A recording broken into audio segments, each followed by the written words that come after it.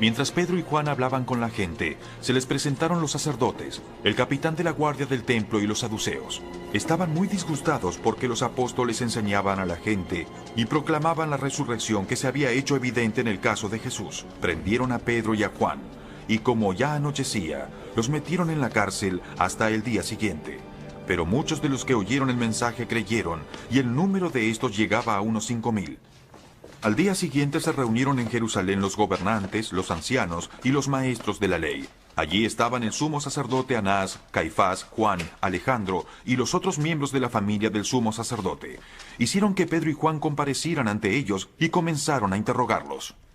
¿En nombre de quién hicieron esto?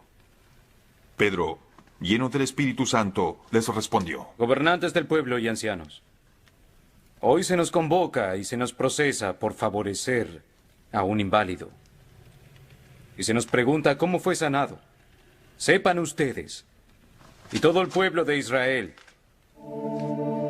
en nombre de Jesucristo de Nazaret, crucificado, pero resucitado por Dios, este hombre está ante ustedes sano.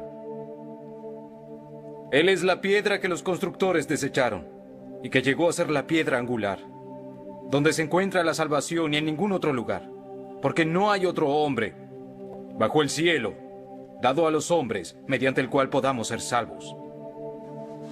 Los gobernantes, al ver la osadía con que hablaban Pedro y Juan, al darse cuenta de que eran gente sin estudios ni preparación, quedaron asombrados y reconocieron que habían estado con Jesús. Además, como vieron que los acompañaba el hombre que había sido sanado, no tenían nada que alegar. Así que les mandaron que se retiraran del consejo y se pusieron a deliberar entre sí. ¿Qué vamos a hacer con estos sujetos?, preguntaron. Todos los que viven en Jerusalén saben que por medio de ellos ha ocurrido un milagro, y no podemos negarlo.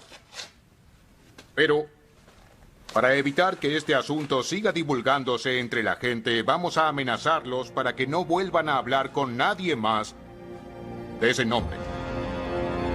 Los llamaron y les ordenaron terminantemente que dejaran de hablar y enseñar acerca del nombre de Jesús. Pero Pedro y Juan replicaron: Es justo que delante de Dios debemos obedecerlos a ustedes en vez de obedecerlo a Él. Nosotros no podemos dejar de hablar de lo que hemos visto y oído. Después de nuevas amenazas, los dejaron ir. Por causa de la gente no hallaban manera de castigarlos. Todos alababan a Dios por lo que había sucedido, pues el hombre que había sido milagrosamente sanado tenía más de 40 años.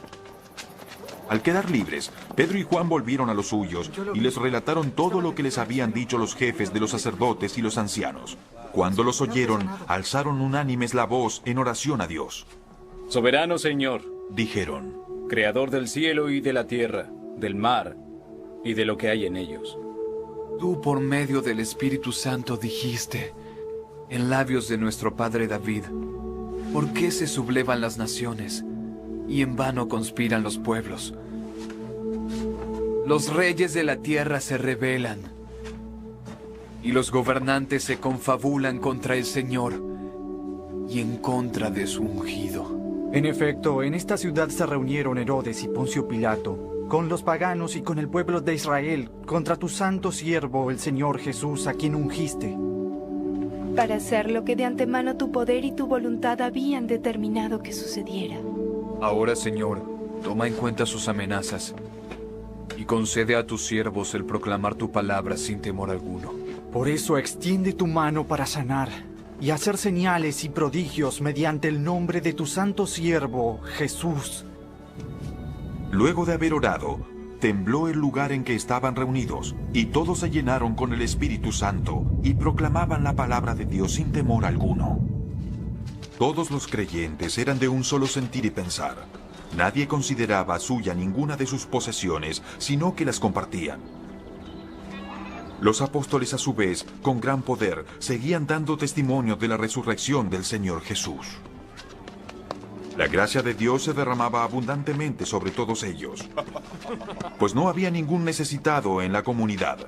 Quienes poseían casas o terrenos los vendían, llevaban el dinero de las ventas y lo entregaban a los apóstoles para que se distribuyera a cada uno según su necesidad.